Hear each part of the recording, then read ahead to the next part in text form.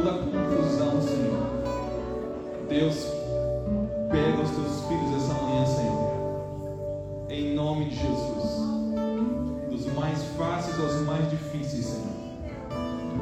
Não há como vencermos a Ti, Senhor, em nome de Jesus. Fala conosco, nós entregamos a Tua palavra, Senhor. Com temor, Senhor, nós vamos ministrá-la em nome de Jesus. Em nome de Jesus, seja adorado nesse lugar, Senhor. Seja adorado enquanto a Tua palavra for ministrada, Senhor, que haja cura. Toca, Senhor, que ela penetre, Senhor, como diz as Escrituras, a lugares tão profundos, Senhor, ao ponto de destruir, Senhor, aquilo que nos separa de Ti. Talvez vontades nossas, Senhor, projetos pessoais, ambições egoístas, Senhor. Deus, vem com a Tua palavra, Senhor, em nome de Jesus. Amém. Glória a Deus. Abra a palavra do Senhor comigo, 1 Coríntios, capítulo 10. Aleluias. Ano 2000, eu estava em Autônia com a minha esposa. Éramos recém-casados, 2 anos de casados, e a gente foi para um seminário chamado Seminário Betânia, numa cidade que nem sei se está no mapa, irmãos, né? Autônia, nunca tinha ouvido falar também, só fui conhecer porque eu fui parar lá. É tão distante, né? Tão pequena, tão do interior, que eu cheguei lá e me surpreendi porque no estacionamento do mercado ainda tinha tronco para amarrar cavalo. Aí eu assim, meu Deus, onde é que eu fui parar, né? E a gente morou no sítio, era bem dizer um sítio interno. Nós moramos 3 anos e meio ali, eu e minha esposa. E, irmão, não tem... Deus fala de muitas maneiras conosco. Eu creio, eu sempre falo isso, Deus é muito mais interessado em falar conosco do que nós de ouvirmos Ele. Então Deus, para começar, Ele não trouxe você aqui por acaso. E a palavra de Deus também não está sendo ministrada por acaso. Mas nem sempre eu estou disposto a ouvir, a percebê-lo nos detalhes.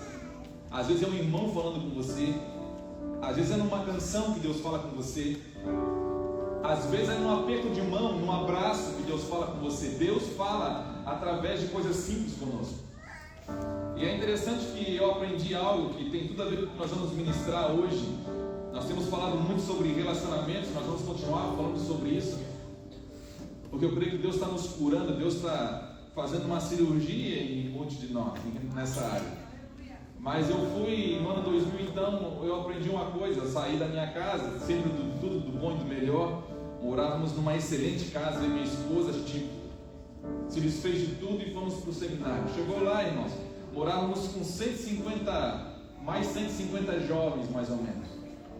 E é interessante que a aula terminava meio-dia e tocava a campainha, né, a sirene, melhor sirene, né, é melhor, 150 pessoas, a campainha não funciona, tem que ser sirene. Tocava a sirene, era hora do almoço, irmãos. E eu não sei você, mas eu gosto muito de comer. Então tocava a sirene, irmão, eu tenho até vergonha, mas eu corria, irmãos. Vou explicar por quê. Porque é diferente, meu irmão. Existem vários tipos de mesa, de relacionamento, disso que nós vamos falar aqui. Mas lá no seminário onde eu morei, durante 3 anos e meio, eu fui conhecer uma coisa que eu nunca conhecia em nenhum outro lugar. Na fila do buffet, não tinha muita coisa para escolher, normalmente era arroz, feijão e uma proteína.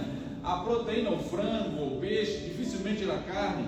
Mas quando tinha uma placa, mano. Tudo tinha placa. Eu nunca comi com placa. Uma colher de arroz, por exemplo, uma concha de feijão, um pedaço de frango, um ovo tinha de monte, né? Então aquilo ali era novo para mim, porque eu saí de um contexto, irmãos, que eu não precisava disso. Quando eu casei, irmão, só para você ter uma ideia, eu casei com 20 anos, eu não sabia nem comprar carne. Eu lembro quando eu fui fazer a minha primeira compra de carne, recém-casado, nunca comprei carne, vou comprar carne ali. Fui no açougue, no melhor açougue de Itajaí na época. Cheguei lá, olhei no cardápio lá, no mostruário, disse, ó, eu acho que essa daqui tá boa. E o nome dela era Picanha. Ah, mas até aí tudo bem. Aí eu chamei o açougueiro, eu quero essa daqui, mas corta fininha e passa na máquina para bife. Irmão, eu fiz isso uns 3 meses. Eu acho que os açougueiros faziam e riam de mim. O cara tem problema, porque ou é multimilionário que vai fazer bife acebolado com picanha. Mas eu fazia isso, irmãos. Eu saí desse contexto até que eu fui aprender e alguém chegou, meu cunhado chegou na época. Cara, tá doido, vai passar picanha. E não só eu passava picanha na máquina, como eu tirava toda a gordura dela. Então assim, eu assassinava a picanha. Era pecado que eu fazia. Aí eu fui pro seminário. Desfizemos de tudo, a gente foi se desfazendo na marra de tudo. E Deus começou a nos ensinar. E quando eu cheguei lá, eu ouvi as plaquinhas, irmãos. Aquilo lá foi um choque para mim. Porque eu aprendi uma coisa. No mundo, eu sempre comi pensando em mim mesmo. E esse é o costume, a ideia mais comum nossa. E é interessante que Jesus, em tudo que Ele faz, Ele vai mudando os padrões. Nas coisas mais corriqueiras do dia a dia, Jesus vai mudando os padrões dos discípulos. Até nos momentos em que eles pensavam, não tem nada para aprender aqui. Numa mesa, numa refeição, num passeio, numa pescaria, Jesus ensinava em todos os momentos. Ele aproveitava tudo. Jesus não perde a viagem comigo, com você. E eu pensava que aquilo ali era uma besteirinha. Até que um dia me vieram me falar, um dos pastores locais, eles falaram, olha gente, nós precisamos cuidar, por quê? Porque o bife é contado. Eu disse, já deu problema. Deu problema porque eu mesmo já tinha pego poucas vezes mais de um pedaço. E não somente eu, mas eu conheci amigos que faziam a mesma coisa. Só que pessoas no final da fila que tinham mais paciência do que eu, que não morriam, eles ficavam sem. Ficavam só com arroz e feijão. Alguém paga pelas suas decisões erradas. Irmãos, em ambientes como a igreja, é diferente. Aquilo que o Senhor está querendo nos ensinar é diferente. Se você ainda tem uma cabeça egoísta, um coração egoísta, as suas decisões, você pensa que ela só vai trazer consequências para você. Mas num ambiente coletivo como igreja, as suas decisões pessoais, elas refletem no coletivo também.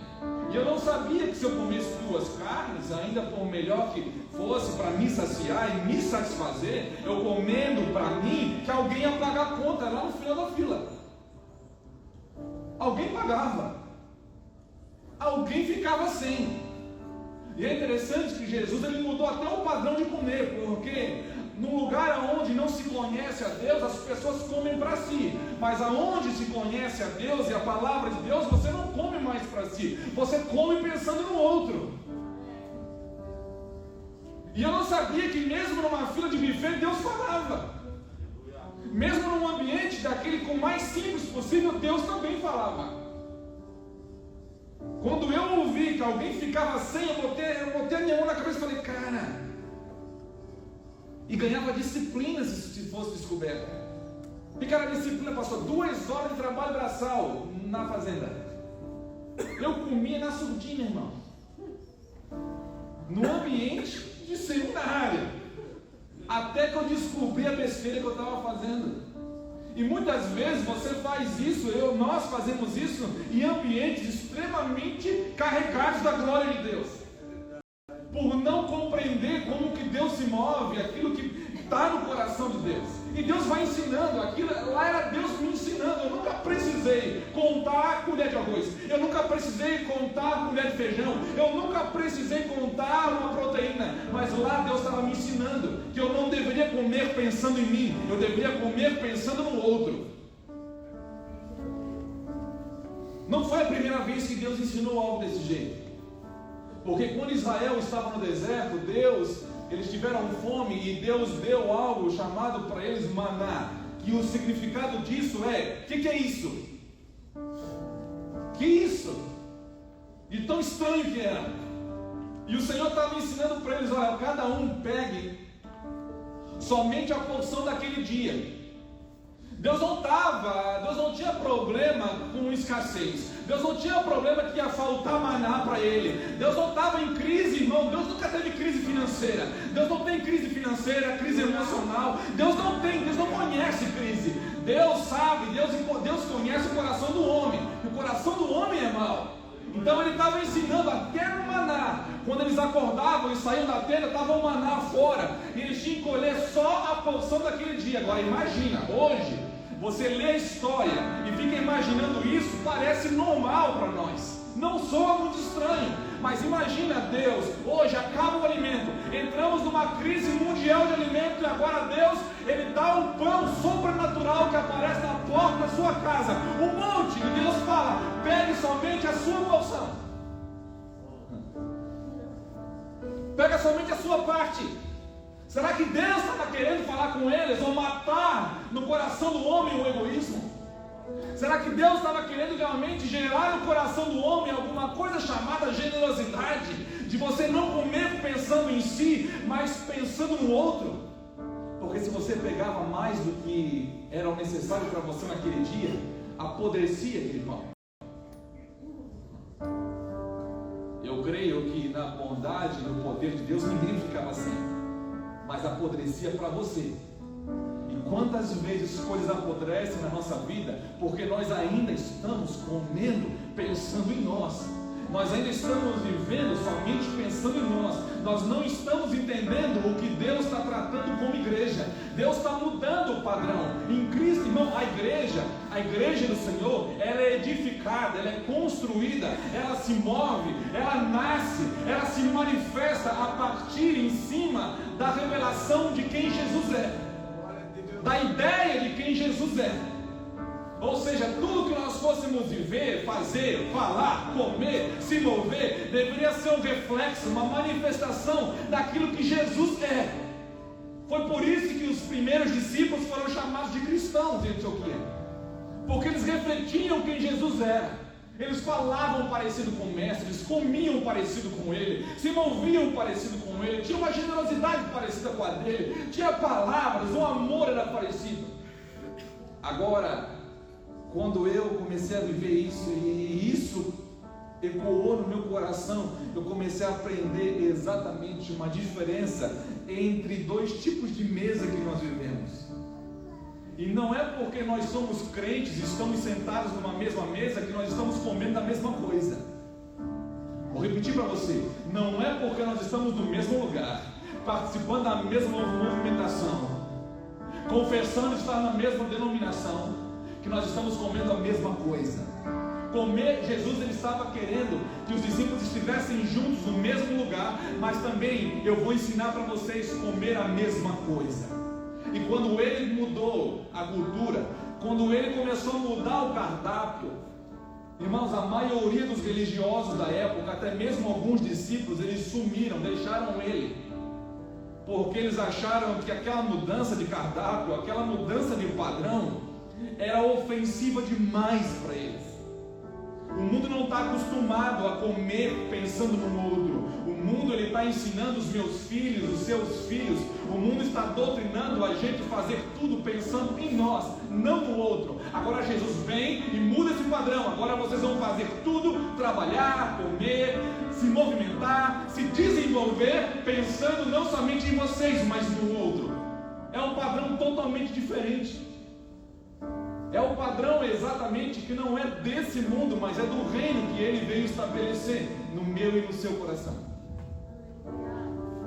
Mudança muito grande. Mudança radical, irmãos. De comer pensando no outro. Que história é essa, pastor? Como que nós vamos comer pensando no outro? Irmãos, se eu desse um tema hoje para a mensagem, eu ia botar assim, pensando na mesa de comida, porque, não sei se você sabe, mas na maioria das nações hoje no mundo, o ato de comer junto tem sido considerado um símbolo de unidade e comunhão. A mesa, ela não precisa ser espiritualizada. A mesa, por si só, ela já tem uma conotação, ela já gera alguma coisa. Mas existem vários tipos de mesa. Inclusive, em 1 Coríntios 10, Paulo diz, ele traz duas realidades de mesa: a mesa dos demônios e a mesa do Senhor. A mesa dos demônios é que ela trabalha na idolatria do homem, no egoísmo. Porque não se engane, eu quero falar para você, quando eu me movo, ainda que o meu ventre é o centro da minha vida, quando eu penso que eu sou o centro de toda a galáxia, quando eu penso que tudo tem que girar em torno da minha vida, isso, irmãos, talvez seja a pior idolatria, pior do que adorar uma imagem, pior do que se curvar diante de um Deus estranho, é quando a palavra que diz que nos últimos dias os homens seriam amantes de si mesmos, o meu ventre se torna o meu próprio ídolo. Então eu sento na mesa e como pensando em mim, eu não estou nem aí quem vem atrás de mim. Eu não estou nem aí, irmão, quem vai ficar sem. Em 2008, nós tivemos 2011, nesses 2 anos, a gente teve as últimas enchentes ali em Itajaí. E é interessante quando começa a enchente, irmãos, o instinto de autopreservação demoníaco no homem, irmão, não precisa nem ficar mais de um dia com enchente, no primeiro dia já. Isso não é somente no Brasil. Nos Estados Unidos a gente presenciou a mesma coisa. Falou que vem tornado, vai dar um furacão, todo mundo corre para o Walmart e esvazia as prateleiras. Por quê? Porque é o senso de autopreservação. E as pessoas vão encher, a maioria delas, a sua despensa, não estão pensando no outro, estão pensando em si mesmo. Eu quero garantir o meu, aquele famoso ditado: farinha pouca, meu pirão primeiro. Então, se vai terminar ali, se vai ficar sem, eu vou garantir o meu. Então, deu uma enchente de Itajaí, 2, 3 dias de água, irmão, tranquilo ainda, todo mundo tem, a maioria das pessoas tinham comida em casa ainda, mas já estavam ligando, arrombando lojas, arrombando mercado, saqueando. Teve até um evento em Itajaí que, cara, quando o diabo pega um crente quando briga com Deus, dá até dó. Aí tem um camarada da igreja lá em Itajaí que aí deu a enchente, deu uns 2, 3 dias de enchente, foi no meio do povo. Pastor, estava saqueando o mercado, não vou entrar também. Entrou no mercado, não, estava todo mundo saqueando. Ele saiu com por causa da fome, ele saiu com a caixa de TV, 50 polegadas na cabeça.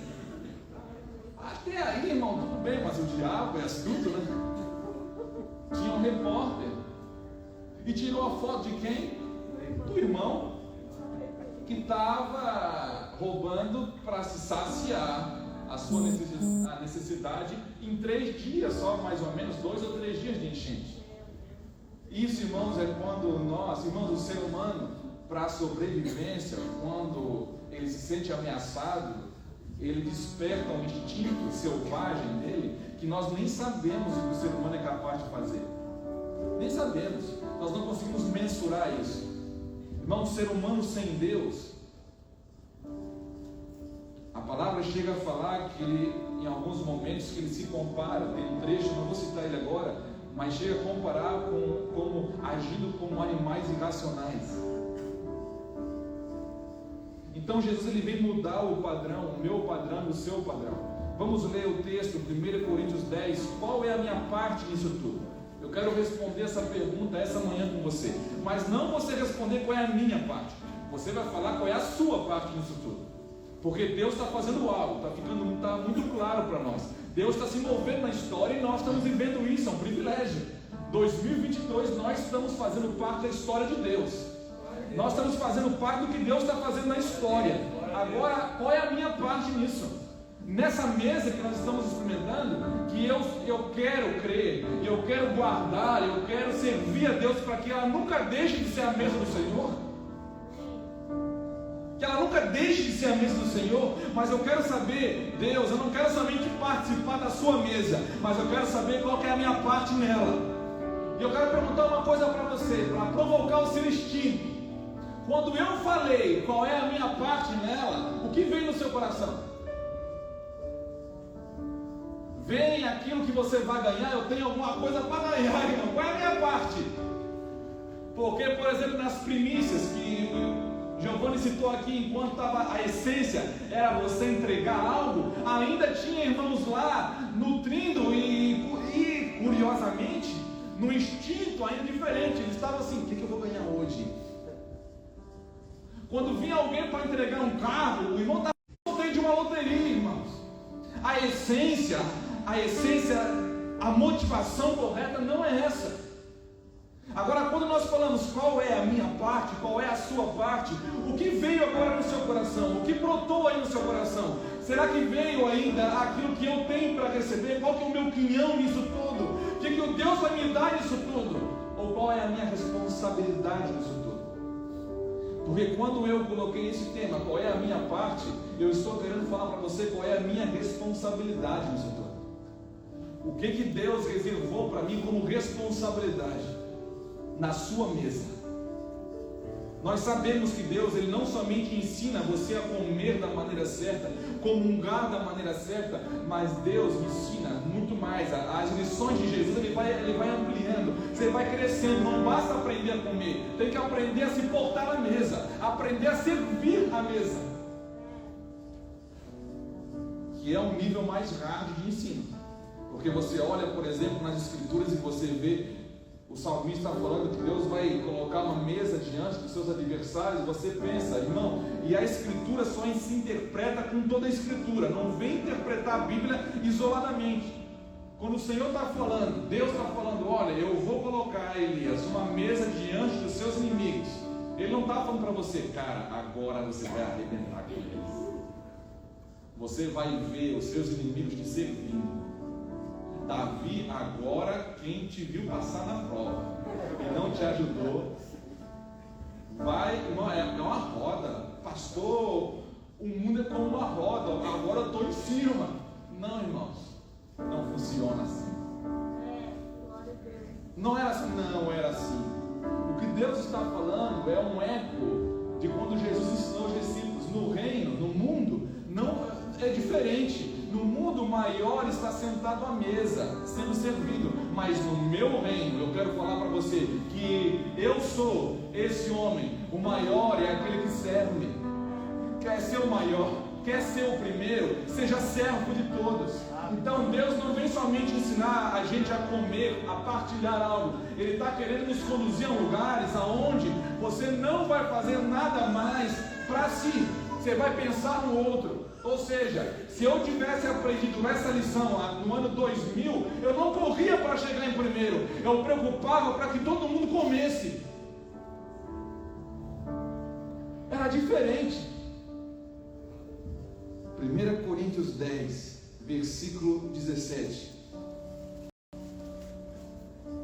Quando nós falamos de mesa, irmãos, nós podemos compreender melhor o que Cristo buscava participar tanto de mesa com seus discípulos. Versículo 17 diz assim: porque nós, sendo muitos, somos um só pão e um só corpo, porque todos participamos do mesmo pão. Irmãos, eu vou repetir esse versículo aqui. Porque nós, sendo muitos, Paulo em Romanos, ele muda a identidade do crente. Ele ajuda a gente a entender que mudou algo. Está mudando algo na sua vida, irmãos. Precisa mudar algo na sua vida.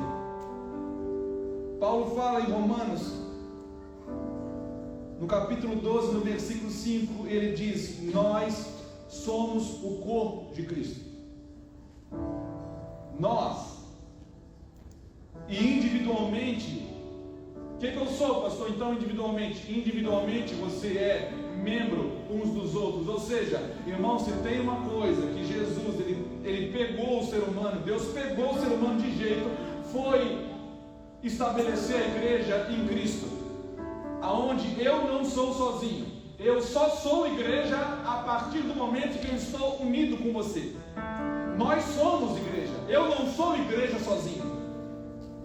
E é interessante que tem tudo a ver com toda a mensagem do Evangelho, porque Jesus não vem buscar uma pessoa. Jesus não virá por causa de uma pessoa. Jesus vem por causa da sua igreja.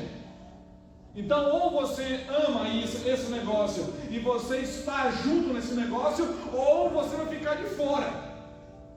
Por isso que você vê a disseminação de falsos ensinos, a disseminação de mentiras para destruir a igreja. E nada melhor para destruir a igreja do que o egoísmo do homem, aonde você vai comer para si, você não vai pensar no outro. Porque a igreja não se mantém com sentimentos não desse mundo, mas sentimentos que estiveram presentes, claros, patentes na vida de Jesus Cristo. Isso é igreja. Essa é a maior pregação da igreja. Por isso que a palavra fala que a criação está gemendo ardentemente na expectativa da sua manifestação, não sozinho, mas como igreja. Cristo, irmão, precisa ser o centro disso. Mas eu vou falar uma coisa para você, nessa mesa espiritual, não é necessário ter uma mesa física. Nós não estamos falando de uma estratégia e nem de um elemento físico. Nós estamos falando de algo espiritual. Porque tem muita mesa física que não produz nada no espírito. Só alimenta divisão, alimenta pecado, alimenta maledicência. Eu não estou falando de mesas como essa. Essas são mesas, na realidade, que Paulo diz que são mesas de idolatria. Mesas que giram em torno de ambição, de egoísmo. Mas a mesa do Senhor é uma mesa onde Cristo é o centro. E eu vou falar uma coisa para você. Jesus precisa voltar a ser o centro da nossa vida. Jesus precisa voltar a ser o centro da igreja. Efésios 1, 9 e 10 não está ali solto por acaso. Ele está falando, Paulo diz, olha, que na plenitude dos tempos, quando Deus enviou o seu Filho, Deus iria convergir tudo em Cristo. Ou seja, é necessário um ponto de convergência entre eu e você. Eu vou repetir para você, irmão, é necessário um ponto de convergência entre eu e você, para que nós possamos viver a igreja. E esse ponto de convergência se chama Cristo. A igreja, ela não pode ser fundada ou trabalhada aqui em Florianópolis, por exemplo, no simples projeto humano, na ambição de um homem, ou na ambição de um grupo. Por melhor que seja, por mais piedoso que seja isso, mas a igreja só é igreja quando ela está fundamentada, ela se manifesta em cima de uma ideia, de uma revelação de quem Jesus é. Fora isso, ela pode ser qualquer coisa. Ela vai ser uma entidade, ela pode ser uma ONG, ela pode ser um clube, ela pode ser qualquer coisa. Elas deixam de ser igreja quando ela se desconecta do Cristo. Quando Cristo não é mais o Senhor da mesa.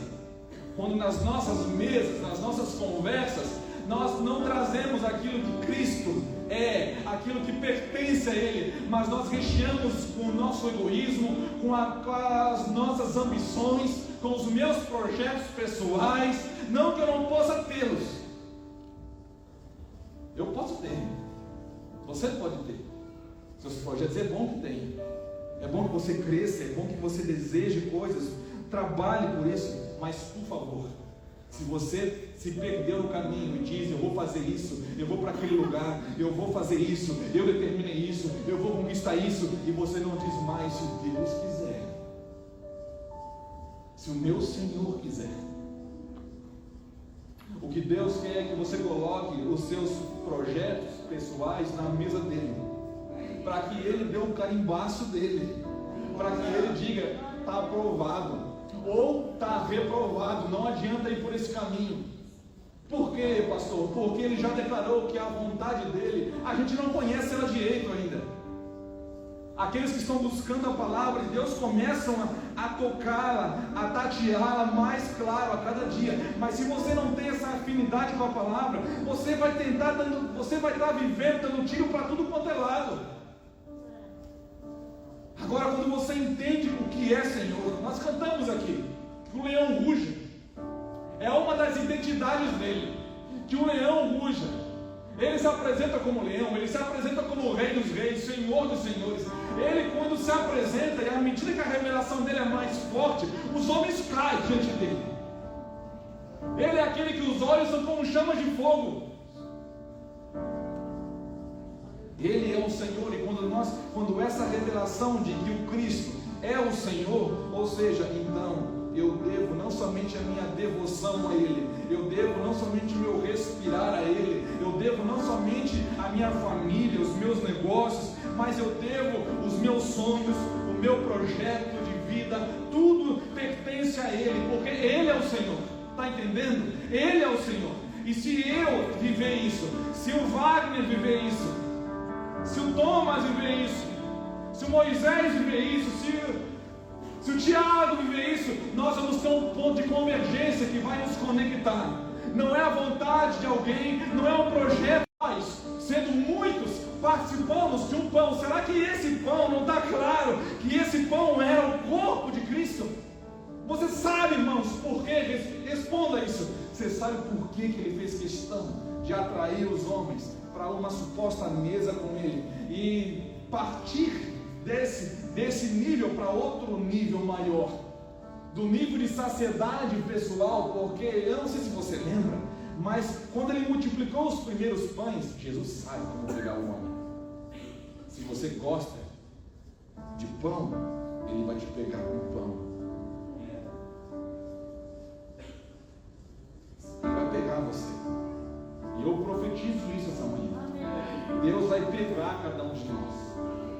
Ah, pastor, eu sou difícilzão, irmãos. Você não imagina como o papai gosta de filho difícil. A única coisa, irmãos, é que tem vários caminhos. O final deles é o mesmo para você. Mas tem caminhos tortuosos, caminhos com buraco, caminhos com lama, mas tem uma avenida aberta. A avenida aberta se chama Jesus Cristo, é o caminho aberto, é o caminho perfeito para você chegar no Pai. Mas se você for duro e rejeitar, tudo bem, você pega o seu caminho, você vai escolher a sua decisão, mas Deus vai te pegar no meio do caminho. Deus vai te pegar. Eu não sabia, irmãos, mas quando eu tinha 14 anos e milagrosamente eu ouvi sobre Jesus através de uma pessoa que foi, Deus pegou de Belo Horizonte e levou a Itajaí. Uma mulher e um adolescente de 14 anos, Deus pegou do trabalho no mesmo momento e levou para casa para ouvir aquela mulher, para ela apresentar um Jesus para mim que eu não conhecia. Eu não sabia, mas depois eu fui saber. Tinha uma pessoa na família da minha mãe, de 9 irmãos, tinha uma tia que era cristã e orava para que Deus fizesse a obra em toda a sua família. Irmãos, quando tem alguém orando por você, quando tem alguém orando, dobrando o seu joelho, quando tem um justo em Cristo, uma pessoa em Cristo, pobre de espírito, que viu, já descobriu que não pode nada sem Jesus, e ela dobra o seu joelho e coloca o seu clamor diante do Pai, pedindo para que a vontade seja feita, e ele clama aquilo que Deus mais gosta, que é resgatar filhos perdidos, resgatar pessoas, salvar pessoas. Eu vim não para tirar a vida do homem, eu vim para salvar o homem. Quando você se encaixa na missão do Cristo, quando você se encaixa na missão de Deus, e você clama, e essa mulher clamou, então você sabe por que Deus pegou uma mulher de Belo Horizonte, por que Deus me tirou um dia do meu trabalho para se encontrar no lugar e ouvir. Por quê? Porque existia alguém clamando a vontade de Deus.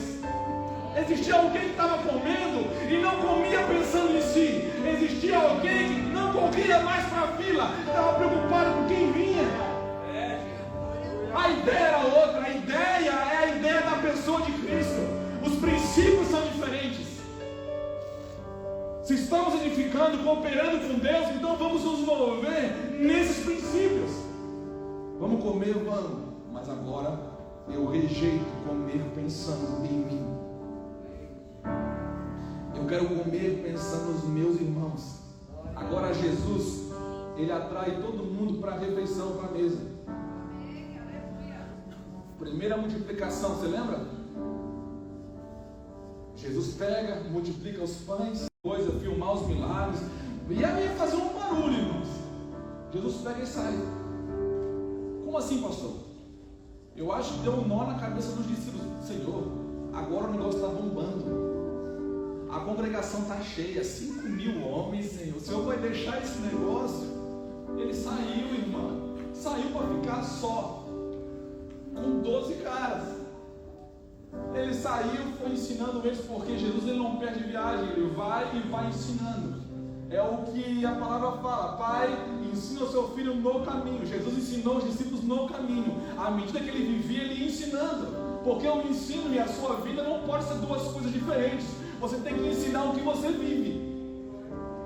Pastor, eu ainda erro, não tem problema, irmão, se você erra, mas seja verdadeiro, seja honesto. Deus não tem problema, Deus tem problema com o hipócrita, com o mentiroso. com aquele que pinta uma coisa por fora, mas por dentro está escondendo o pecado. Não esconda. É simples, não esconda. Traz para a luz. Um dia um pastor me ensinou: Fernando, você nunca vai vencer o diabo na escuridão. Se apresente na luz.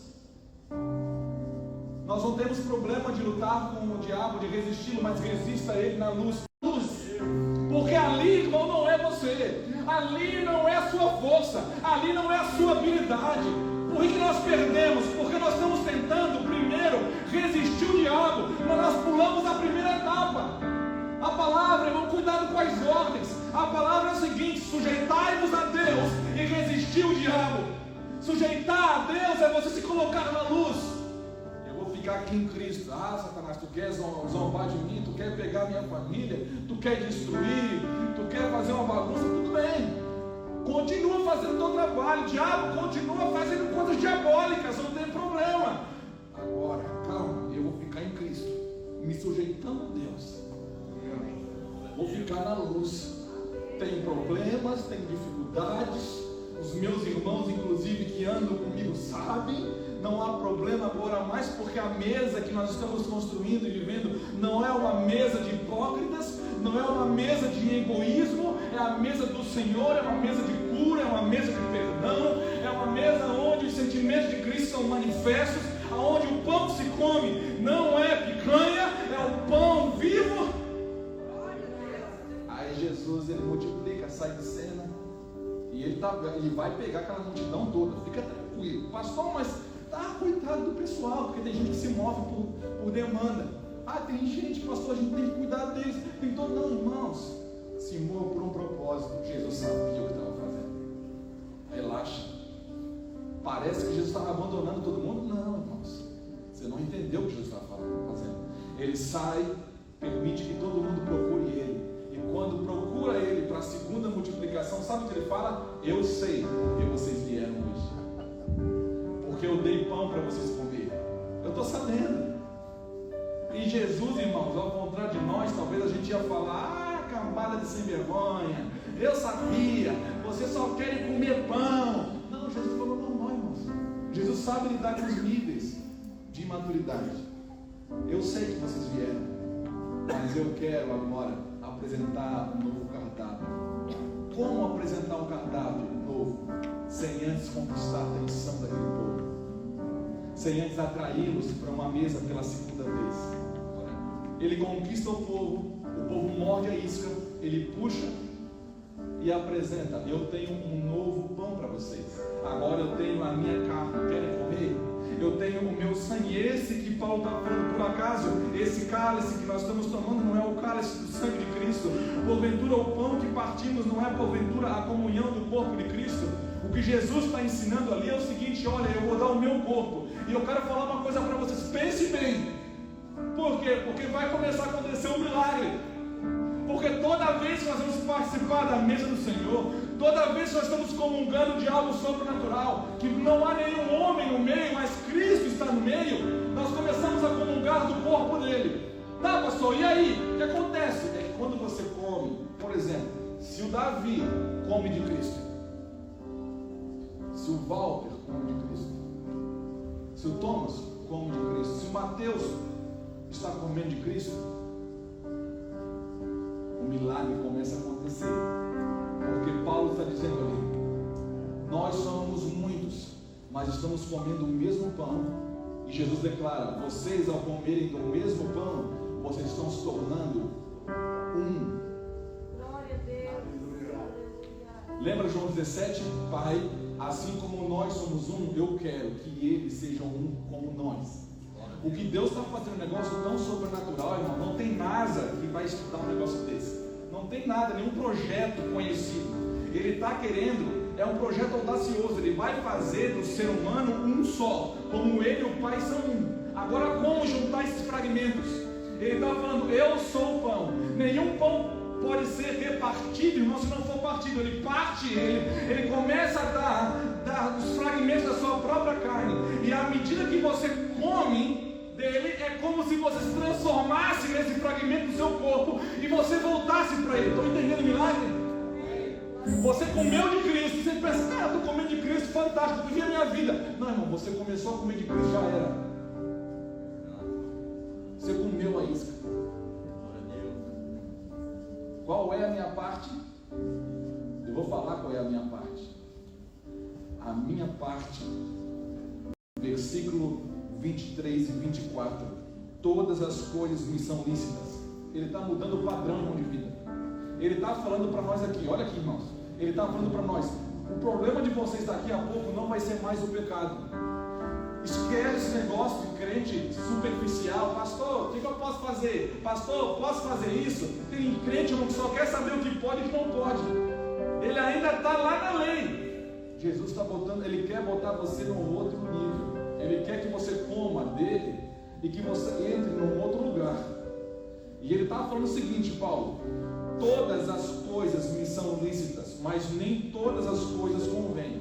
Ou seja, vou parafrasear, eu posso fazer o que eu quiser, mas tem coisas que não me convêm mais. Todas as coisas me são lícitas, mas nem todas as coisas edificam. Ou seja, quem come de Cristo começa a viver para edificar algo. Quem come de Cristo começa a viver diferente. Um eco de Filipenses 2. Ele diz assim: ninguém busque o proveito próprio, antes cada um o que é do outro. Se eu tivesse entendido isso, eu tinha olhado para o final da fila. Cara, o último vai ficar sem. Eu vou deixar de comer para que o último coma. Pastor, isso é tolice. Isso é Cristo. Jesus viveu assim. Filipenses 2.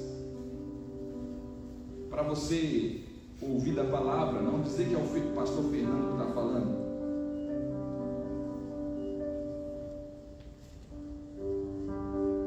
Filipenses 2, versículo 3, 4 e 5.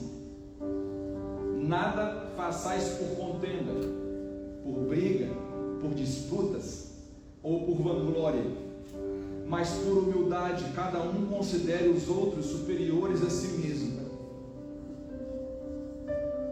Não atente cada um para o que é propriamente seu, é o que Paulo falou lá em Coríntios, mas cada um atente também para o que é do outro. De sorte, irmão, se vocês viverem esses dois versículos, vocês vão ter o mesmo sentimento que houve em Cristo Jesus. Vocês vão ser de fato igreja. Vocês vão estar vivendo uma vida de eclésia poderosa, porque os sentimentos de vocês estão mudando à medida que vocês comem dele. Vocês são o que comem. Quanto mais você come de Cristo, mais parecido com ele você se torna. Quanto mais você comunga. Por isso que João fala na sua primeira carta, ele diz: olha, a nossa comunhão é com o Pai e com o Filho. E nós vimos, nós tocamos na palavra da vida. Nós vimos ele. E agora nós queremos que vocês tenham comunhão conosco. Nós queremos coinonia verdadeira com vocês. Para quê? Para que vocês tenham comunhão com ele também. Por isso Jesus falou: vocês, ao comerem de mim, vocês se tornam um só pão. Ou seja, vai ter gente que vai ter que comer de vocês. Eu estou enviando vocês, assim como eu fui enviado.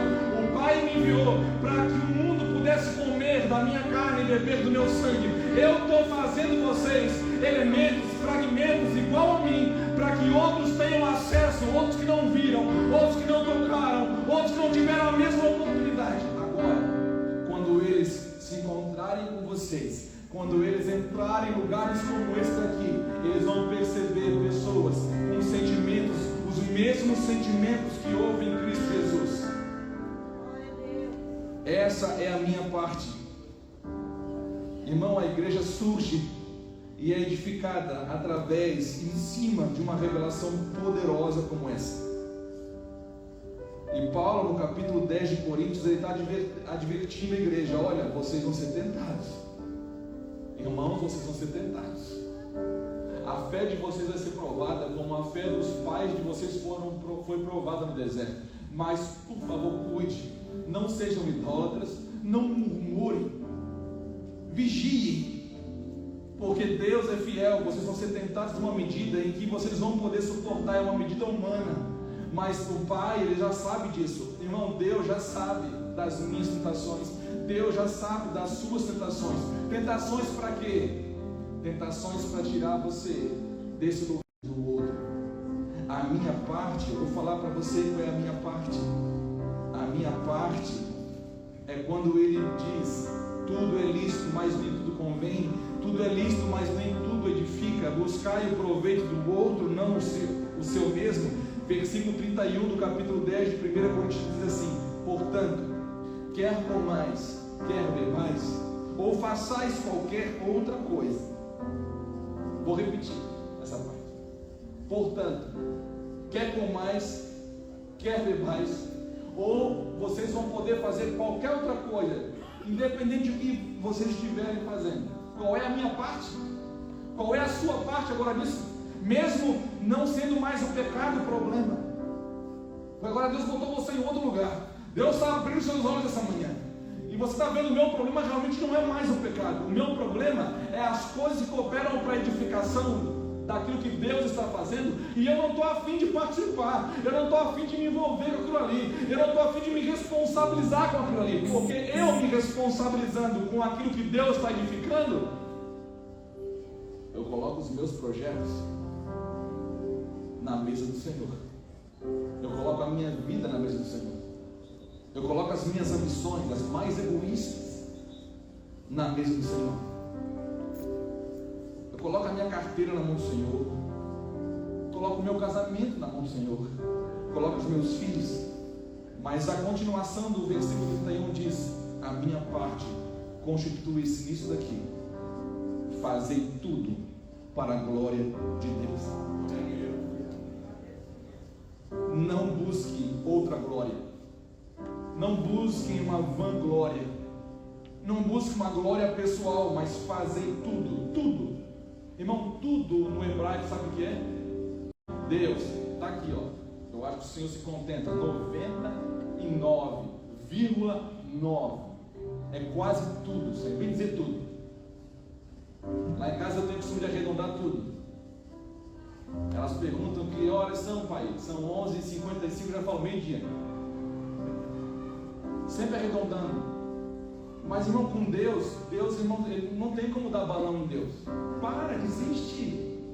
Você quer enganar quem? Ninguém zomba de Deus. Ninguém engana o Senhor. O Senhor está falando, tudo te é lícito, meu filho. Mas nem tudo que você agora está entendendo edifica. Não se trata mais de pecado. Quer fazer? Faz, mas não edifica. E quando não edifica, a glória não é minha, a glória é sua. Você está trabalhando para a glória de alguém, ou sua ou de alguém. Agora, quando você entende que nem tudo é lícito para você, mas nem tudo edifica, e você entendeu a sua parte, a minha parte é fazer tudo para a glória de Deus. Opa, mudou. Agora eu entendi. Não dê balão em Deus. Eu vou terminar aqui. Um dia eu ouvi do pastor Júnior, ele falou o seguinte: Deus, Ele não se contenta com parte de você. Se Deus não tem tudo, 100%, Ele não tem nada de você. Ainda é um projeto inacabado, ainda é uma construção em obra, ainda a gente não sabe o que vai dar. Irmão, nós somos fragmentos do mesmo pão à medida que nós comemos. À medida que nós comemos do mesmo pão, participamos da mesma mesa, buscamos o proveito do outro, temos comunhão com Cristo e uns com os outros, nos tornamos um só pão. Eu vou ler para você de novo. À medida que nós comemos do mesmo pão, participando da mesma mesa, buscando o proveito do outro, quando começa a juntar uma galera assim, temos comunhão com Cristo e uns com os outros, e vamos nos tornando a cada dia mais um só pão. Glória a Deus. Que é o pão que manifesta Cristo. As pessoas, elas não vão entrar aqui para ver um culto legal. O que vai mudar a vida das pessoas, a história de um homem, de uma mulher, de um jovem, de uma criança, de um adolescente, é quando eles têm a oportunidade de comer de Cristo através da sua vida. Agora, para isso, só se come de Cristo através de pessoas que estão fazendo tudo para a glória de Deus, que não buscam o proveito próprio, mas cada um que é do outro. Pastor, isso é utopia. O incrédulo pode falar que é utopia, mas se Deus está falando na Escritura, eu creio, irmãos, pode não ter muita gente que está entendendo isso, mas eu creio que Deus está levantando. Deus sempre tem pessoas e está ensinando em toda a terra, pessoas da sua palavra, que estão compreendendo o que Ele está querendo construir em nome de Jesus.